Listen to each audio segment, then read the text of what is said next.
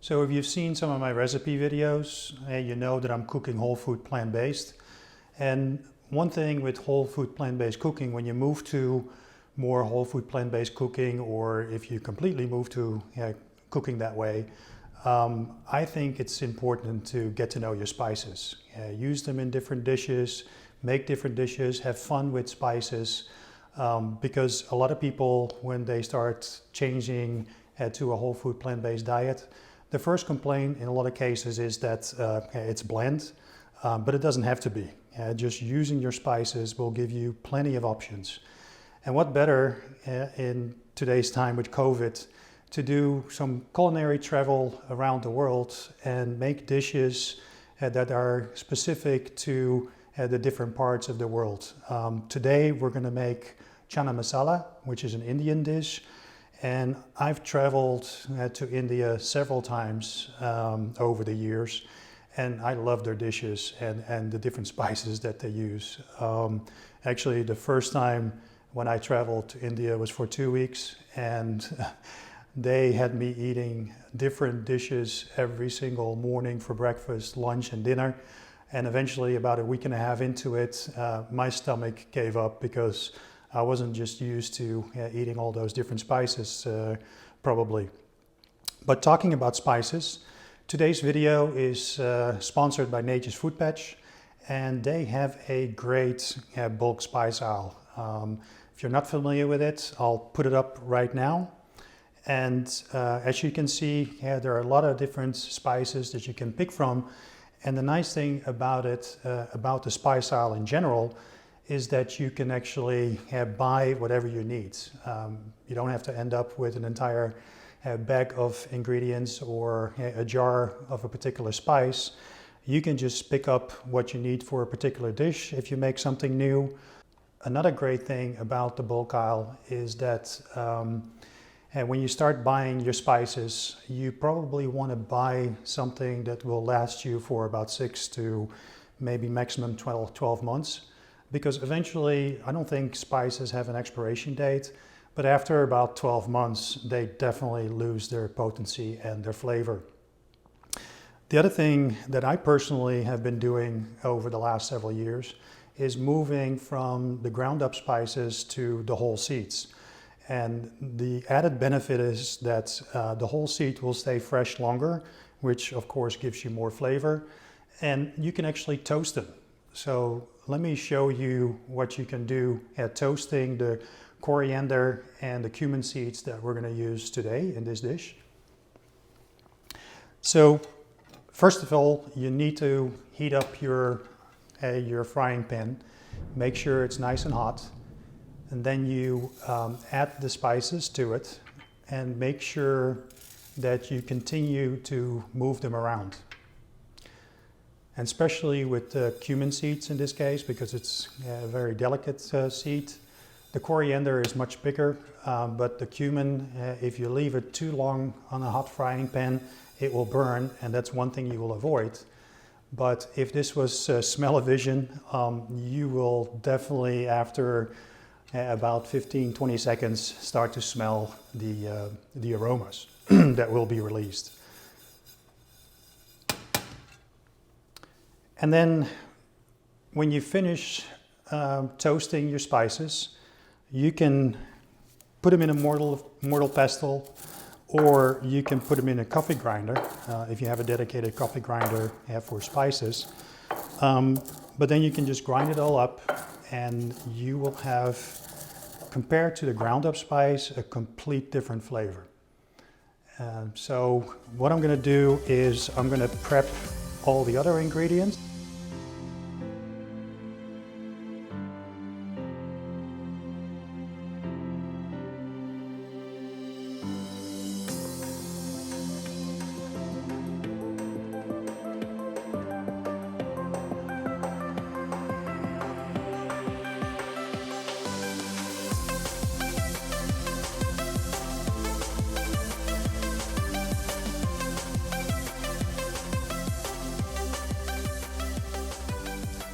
So now we've prepped all the ingredients and they're ready to go. Actually, I took a little head start because the first ingredient, the onions, It takes about 30 minutes to sweat them, so I already have them done, as you can see. So what you do is you start the pot on a high heat and then put in the onions, and as soon as you hear the sizzle, you turn it down to like a medium low, and then put the lid on. Actually, before you put the lid on, you add a little bit of salt to make sure that it releases its moisture, and then you just let it simmer for about 30 minutes.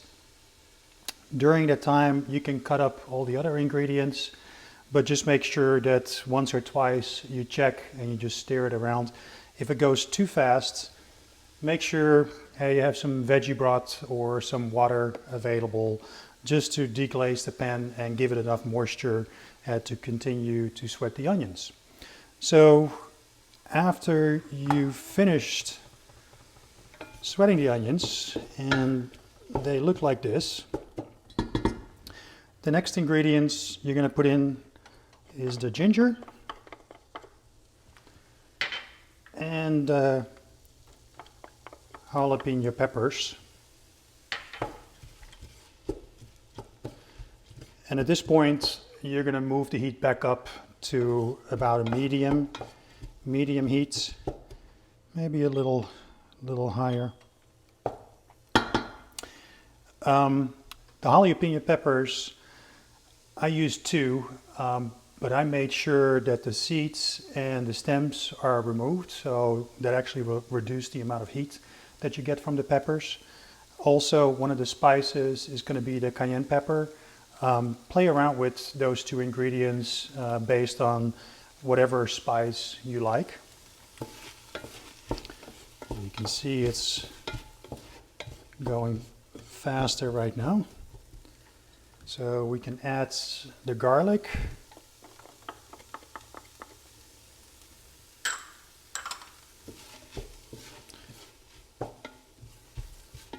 And the garlic only takes about 30 seconds or so. And then what we're going to do is add all the different spices in there. So we have the toasted and ground up cumin and coriander seeds. We're going to put the cayenne pepper in there, and then about a tablespoon of turmeric. That's about a tablespoon. And we can let it toast a little bit. Don't let it burn, but you will see that the pot is getting dry. And that will help with toasting your spices a little bit more.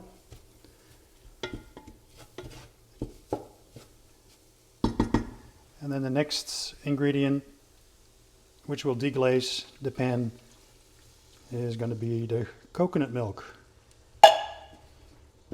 And at this point, you're pretty much safe. And nothing will burn anymore because you got enough liquids in the pots. So just scrape anything from the bottom, just deglaze the bottom, because all those flavors right now will mix into this brew that you have. The other thing about this dish, which is nice, it's a 1-pot meal, so it's actually pretty straightforward from this point after you've cut everything up. It's asking for about 4 big tomatoes, or have about 4 cups. What you can do is cut them up like this and use that, or if you want to go faster, there's another option. You can just get the petite diced tomatoes. I like the Marzano style tomatoes, like what we have here. If you use the regular tomatoes, you might need to add a little bit more of the veggie broth. But if you use this, or if you use a mixture, you should be good to go. Today I'm actually going to use a mixture of both. I'm also going to make a little bit more than what is on your ingredient list, just because I want to freeze some of this. This is a dish that I always make in a big pot because it's so easy to freeze and have something ready for weeks or days that you don't have enough time to cook. So let's add the tomatoes. Actually, we're going to add the cut up, and these were like 3 smaller tomatoes. Mix it all up, and then you can add the chickpeas.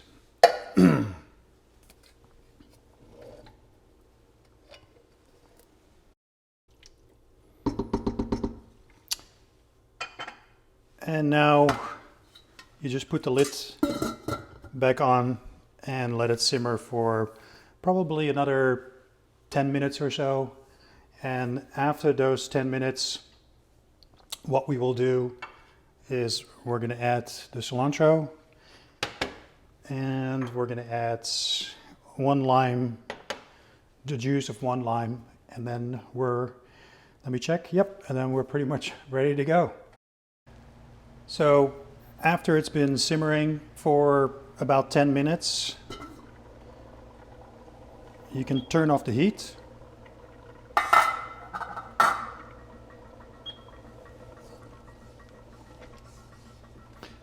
And at this point, we will add the last 2 ingredients.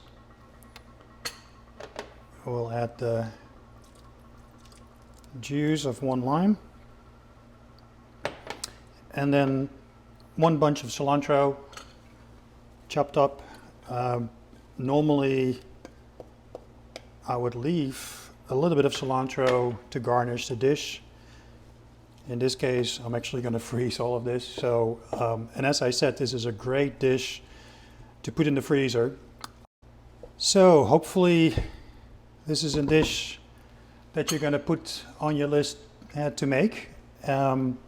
Let me know in the comments if there are any other whole food plant-based dishes you would like me to make in the near future. We do these, or I do them every month. We have some other chefs that do it. So every week you have these videos coming out at Nature's Food Patch. Thanks for watching.